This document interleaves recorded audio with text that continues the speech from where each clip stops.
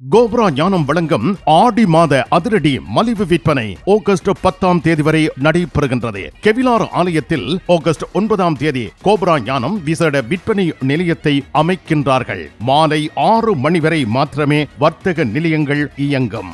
Dortmund cobra ஞானம்.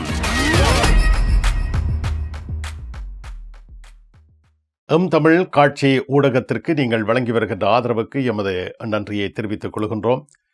இதுவரையில் subscribe செய்யாது இருக்கின்ற உறவுகள் தயவு செய்து சப்ஸ்கிரைப் செய்து உங்கள் ஆதரவை தமிழ் காட்சி ஊடகத்திற்கு வழங்கிக் கொள்ளுமாறு மிக்க அன்போடு வேண்டிக் கொள்கின்றோம்.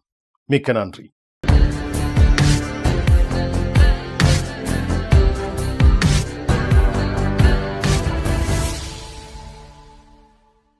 ஜெர்மனி செய்திகள். ஜெர்மனி நாட்டில் இருந்து வேலும் மயிலும் ராமகிருஷ்ணன் அவர்கள். உறவுகளே வணக்கம். ஜெர்மனியில் உணவகங்களில் விரைவில் விலை வீழ்ச்சி ஏற்பட இருப்பதாக தெரிவிக்கப்படுகின்றது. ஜெர்மனியில் உணவகங்களில் ஒருவர் உணவை அருந்தும் பொழுது அவர் மேலதிக வரியாக 19% தற்பொழுது வழங்கி வருகின்றார். வருகின்ற ஆண்டு, அதாவது 1/1/2026 இந்த உணவுக்கான வரியானது 7% குறைக்கும் என்று அரசாங்கம் ஏற்கனவே முடிவெடுத்திருந்தது. இவ்வாறு 7% இந்த வரியானது அறவிட்டால் எதிர்வரும் காலங்களில் உணவகங்களுக்கு சென்று உணவு அருந்துகின்றவர்களுக்கு உணவுகளுடைய விலையில் வீழ்ச்சி ஏற்படுமா என்பது ஒரு கேள்விக்குறியாக உள்ளதாக இந்த உணவகங்களுக்கு பொதுவான ஒரு அமைப்பினுடைய தலைவி கருத்து தெரிவித்திருக்கின்றார். அதாவது டெஹோஹா என்று சொல்லப்படுகின்ற இந்த உணவகங்களின் கூட்டு சேர்க்கையினுடைய அமைப்பின் தலைவியான இங்கிரிட் ஹாட்கெஸ் என்பவர் கருத்து வெளியிடுகையில், ஜெர்மனியில் வருகின்ற ஆண்டு அடிப்படை சம்பளமானது மணத்தியாலம் ஒன்றுக்கு 13.90 வழங்க வேண்டிய சூழ்நிலையில் ஏற்கனவே உணவகங்கள் மிகவும் தள்ளாடுகின்ற நிலையில் இருக்கின்றதால் மேவேர்ஷோர் என்று சொல்லப்படுகின்ற மேலதிக வரியினுடைய குறைப்பு எவ்வகையிலும் உணவகங்களுக்கு பெரிய லாபங்களை ஏற்படுத்தக்கூடிய விடயமாக அமையாது என்று சுட்டி காட்டியிருக்கின்றார். அதாவது வரியினுடைய தொகை குறைந்தாலும் அடிப்படை சம்பளம் உயர்ச்சி காணுகின்ற காரணத்தால் எவ்வகையான நிலை ஒன்று ஏற்பட்டுள்ளதாக அவர் சுட்டி காட்டியிருக்கின்றார். ஜெர்மனி நாட்டின் நடவடிக்கைகள் வெளிநாட்டவர்களுக்கு பாதகமாக அமைந்திருப்பதாக தெரிவிக்கப்படுகின்றது. ஜெர்மனியின் அண்மைக்கால அரசாங்கத்துடைய நடவடிக்கையானது வெளிநாட்டவர்களுக்கு பாரபட்சமாக இருப்பதாக சுட்டிக்காட்டப்பட்டிருக்கின்றது. அதாவது ஜெர்மன் அரசாங்கமானது பயிற்றப்பட்ட தொழிலாளர்களை வெளிநாடுகளிலிருந்து வரவழைக்க முயற்சி செய்கின்ற நிலையில் தற்பொழுது ஜெர்மனியின் சமஷ்டி உள்ளூராட்சி அமைச்சானது அகதிகள் விடயத்தில் கடுமையான நடவடிக்கைகளை எடுத்து வருகின்றது இங்கே சுட்டிக்காட்டப்பட்டிருக்கின்றது. குறிப்பாக நிராகரிக்கப்பட்ட அகதி, அன்றைய அகதியான ஒருவர் ஜெர்மன் நாட்டில் ஒரு தொழிற்கல்வியை ஆரம்பிக்கும் பொழுது இவருடைய அகதி விண்ணப்பம் முற்றாக நிராகரிக்கப்பட்ட நிலையில் தொழில் வழங்குனர்கள் இவ்வாறு இந்த அகதியானவர் சொந்த நாட்டுக்கு திருப்பி அனுப்பப்பட்டால் பாதிப்புக்கு உள்ளாவதாகவும், இதன் காரணத்தினால் இவர்கள் இவ்வாறு இந்த நாட்டில் உள்ள அகதிகளை தொழில் திணைக்களத்தில் பயிற்சிக்கு சேர்ப்பதற்கு தயங்கக்கூடிய சூழ்நிலை ஒன்று உருவாகி வருவதாக ஜெர்மனியுடைய தொழில் அமைச்சர் பேபல் அவர்கள் சுட்டிக்காட்டுகின்றார். அதாவது பேபல் பாஸ் அவர்கள் இந்த நடவடிக்கையை பயிற்றப்பட்ட தொழிலாளர்களை வேறு நாடுகளிலிருந்து ஜெர்மன் நாட்டுக்கு வரவழைப்பதற்கு ஒரு கடுமையான சூழலை உருவாக்கும் என்று இவர் சுட்டிக்காட்டியிருக்கின்றார். இதே வேளையில் பயிற்றப்பட்ட தொழிலாளர்களை இவ்வகை இலகுவான முறையில் ஜெர்மனிக்கு அழைப்பதற்காக சில புதிய நடைமுறைகளை தான் மேற்கொள்ள உள்ளதாகவும் ஜெர்மனியுடைய தொழில் அமைச்சர் பேபல் பாஸ் அவர்கள் சுட்டிக்காட்டியிருக்கின்றார். அதாவது ஃபக்ராஃப் ஃபியூ சூவண்டர் உன் சென்ட்ரல் ஸ்டெலர் சொல்லப்படுகின்ற வெளிநாட்டு பயிற்றப்பட்ட தொழிலாளர்களுக்கு அழைப்பதற்கான ஒரு புதிய மையம் ஒன்றை தான் உருவாக்க உள்ளதாகவும், இந்த மையத்தை உருவாக்குவதன் மூலம் இந்த பயிற்றப்பட்ட தொழிலாளர்களை வெகு விரைவில் இந்த நாட்டுக்கு வரவழைக்கக்கூடிய சூழ்நிலை உருவாக்க முடியும் என்றும் அவர் சுட்டிக்காட்டியிருக்கின்றார். சுவிட்சர்லாந்தில் உங்களுக்கு பிடித்தமான வாகனத்தை இலகு முறையில் சொந்தமாக்கிடவும் மிக குறைந்த வட்டி வீதத்தில் கடன் பெற்றுத் தருவதற்கும் முழுமையான காப்பீடு இன்சூரன்ஸ் வசதிகளுக்கும் ஸ்கை ஆட்டோ ஆகே. நீங்கள் விரும்பும் வாகனங்களை தெரிவு செய்ய ஸ்கை ஆட்டோ ஆகே நிபுணர்கள் ஆலோசனைகள் வழங்கி உதவுகின்றார்கள். உங்கள் ஆசை வாகனத்தில் ஆனந்தமாக பவனி வர அலையுங்கள் 031 930 7080. ஜெர்மனி நாட்டில் தற்பொழுது குடும்ப வன்முறை அதிகரித்து வருவதாக புள்ளி விவரம் வெளியாகியுள்ளது.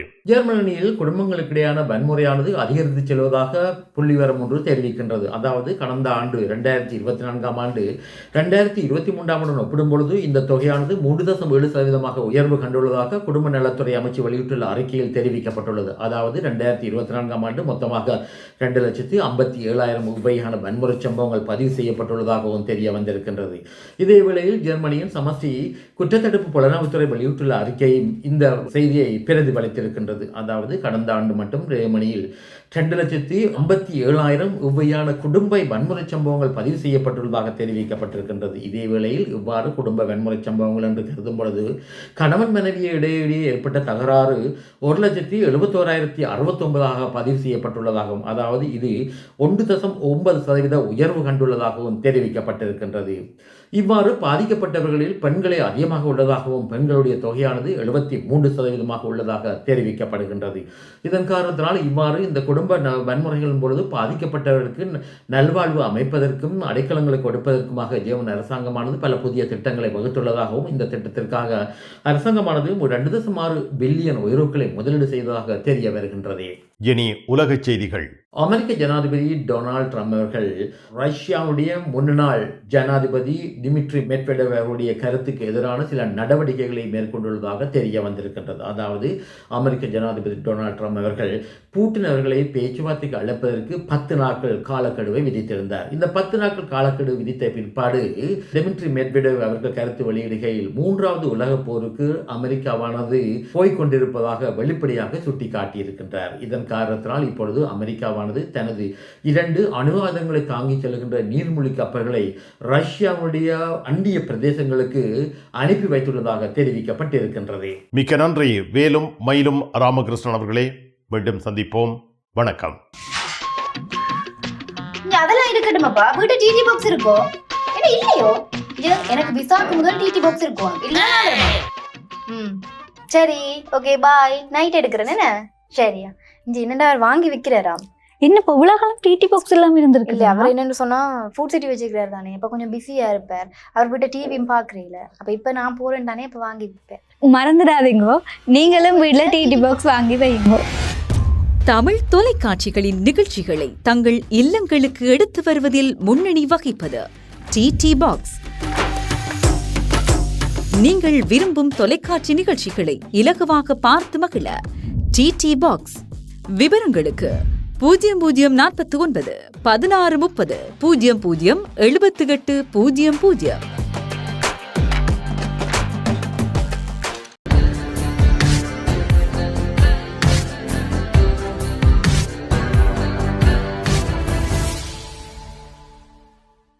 டோட்முண்டில் ராஜமுத்திரை SK சில்க்ஸ் பாரடைஸ். உங்களுக்கு பிடித்தமான ஆடைகள் அனைத்தும் மாபெரும் மலிவு விற்பனை. ஒவ்வொரு சனிக்கிழமையும் அதிவிசேட மலிவு விற்பனை. விஜயம் செய்யுங்கள் SK சில்க்ஸ் பாரடைஸ் டோட்முண்ட்.